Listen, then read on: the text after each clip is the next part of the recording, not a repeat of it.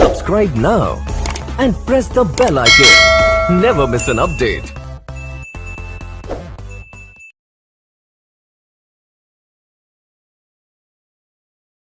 बिस्मिल्लाहिर्रहमानिर्रहीम। आज हम पढ़ेंगे कॉस्ट काउंटिंग का cost of production report.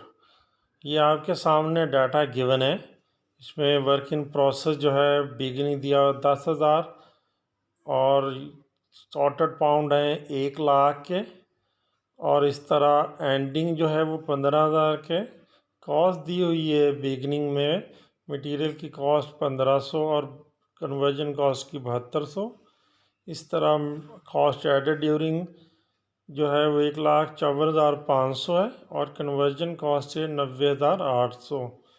Equivalent production निकालनी है। Compute the cost of equivalent units पर फॉर द मंथ और determine the cost of ending inventory और prepare the cost reconciliation report for the month.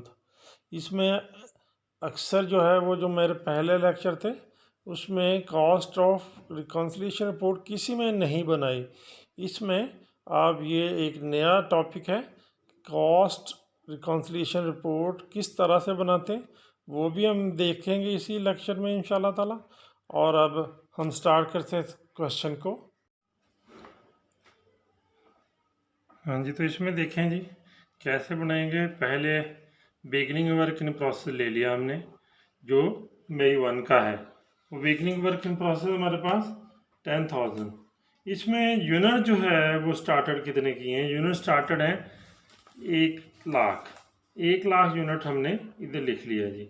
जितने भी unit हमारे होंगे वो इधर लिख लेंगे। इन दोनों को जो ऐड कर दें तो ये हमारे पास आ जाएगा units to be accounted. Units to be accounted आ गया हमारे पास 1,10,000 इन दोनों को जमा करने के बाद। इसमें देखें कंप्लीटेड एंड ट्रांसफर्ड कितने की हैं वो हमारे पास गिवन नहीं है। ये 95,000 हमें गिवन नहीं है, लेकिन एंडिंग वर्क इन प्रोसेस 15,000 का हमारे पास है। 1,10,000 टोटल है। 1,10,000 से 15,000 माइनस कर लें तो 95,000 आ जाएंगे हमारे कंप्लीटेड एंड ट्रांसफर। इस या दोनों को जमा करें तो 1,10,000 ही आने चाहिए। अब cost charge by the department. पहले beginning work in process. Beginning work in process है मई 1 का, तो मई 1 में जो है वो कॉस्ट कितनी आई हमारे पास? टोटल कॉस्ट आएगी 1,500 मटेरियल की और सीसी की कॉस्ट आई 7,200। इन दोनों को जमा करेंगे और फिर लेकिन cost added by the department भी हमारे पास। Cost added by the department material की कॉस्ट है 1,54,500 मटेरियल की कॉस्ट ली और फिर उसके बाद हमने सीसी की कॉस्ट ली। इन दोनों को जमा किया तो ये इन दोनों चारों को जमा करेंगे अब, इन दोनों को भी और इन दोनों को भी। Total cost added by the department आ जाएगी 2,54,000। अब ये कैसे आया, इसके लिए जो है वो हम देखते हैं इक्विवेलेंट प्रोडक्शन। इक्विवेलेंट प्रोडक्शन में देखें 95,000 यूनिट है, यूनिट कंप्लीटर दोनों में आ जाएगा।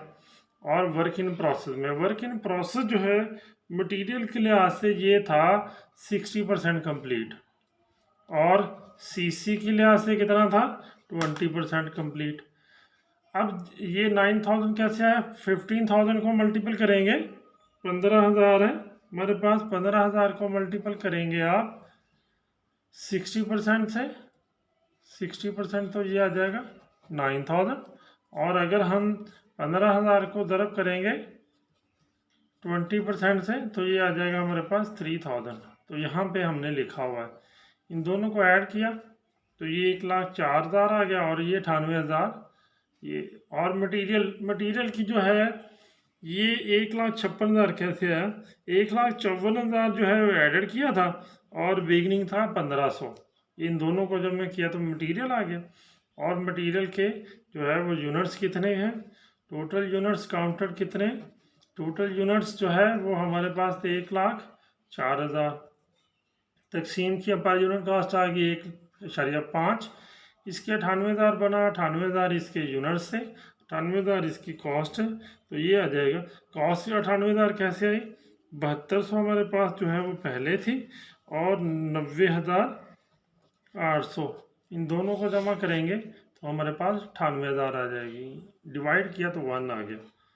अब कॉस्ट काउंटर पहले जो है ये हम इधर पुट कर देंगे, 1.5 इधर और 1 इधर, तो ये 2.5 आ जाएगा। अब देखें कॉस्ट काउंटर फॉलो, ये कैसे मालूम करेंगे? कॉस्ट ऑफ ट्रांसफर यूनिट्स है 95,000 को हम मल्टीपल कर रहे हैं 2.5 से, क्योंकि हमने अभी निकाली है, ये दोनों को जमा करने के बाद ये 2.5 आई थी कॉस्ट, पर यूनिट कॉस्ट। तो ये मल्टीपल किया 2,37,000 आ गया जी। तो 2,37,000 में फिर वर्क इन प्रोसेस में मटेरियल के 9,000 यूनिट हैं। ये 15,000 को आपको बताया था 60% है, तो ये 9,000 आ गए। और इस तरह सीसी जो है वो 3,000। इसकी कॉस्ट है 1.5, इसको 1.5 से मल्टीपल करेंगे तो सीसी को 1 से मल्टीपल करेंगे। इसकी थी 3,000, यहाँ पे ये देखें 3,000 हमने लिखी हुई है। तो इनको दोनों को जो है वो जमा किया तो 16,500 आ गया। तो इन दोनों को जमा किया तो ये 2,54,000 आ गया। तो इसमें भी हमारे पास देख लें 2,54,000 है। ये आपकी दोनों की 2,54,000 जो है वो आपस में बराबर आनी चाहिए, ये कॉस्ट और ये। अगर ये आ जाती है बराबर तो आप समझ लें ये आपका आंसर ठीक है। ये कॉस्ट रिकॉन्सिलिएशन रिपोर्ट आपने पहले नहीं पढ़ी हुई, ये कैसे आएगी? पहले कंपनी का नेम लिखेंगे, cost reconciliation report for the month of May, ये लिखेंगे पहले। बिगनिंग वर्क इन प्रोसेस था 8700 जो है वो हमारा बिगनिंग है 1500 और जमा 7200। ये कैसे आया? 1500 था और 7200, इस तरह से ये 8700 बनता है। और cost added during the year, ये ड्यूरिंग द ईयर में जो है वो 1,54,501 कॉस्ट थी और दूसरी थी हमारे पास 90,800। इन दोनों को जमा करेंगे तो ये हमारे पास कॉस्ट आ जाएगी 2,45,300 की। इन दोनों को जमा किया तो 2,54,000 आ गया। और इस तरह एंडिंग वर्क इन प्रोसेस ये हमने पहले फाइंड किया हुआ है और कंप्लीटेड एंड ट्रांसफर भी हमने फाइंड किया हुआ है।